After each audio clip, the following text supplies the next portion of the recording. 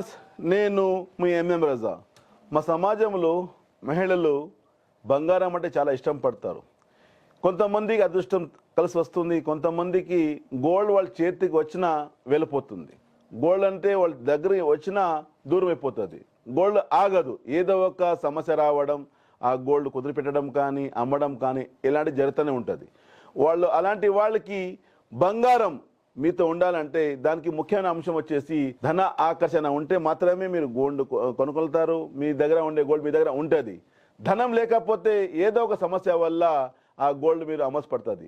ఇలాంటి వాళ్ళకి రత్నాల ద్వారా బలం పెంచుకుంటే తప్పకుండా మీ ధన ఆకర్షణ మీ దగ్గర ఉంటుంది, ఆ బంగారం మీతోనే ఉంటుంది.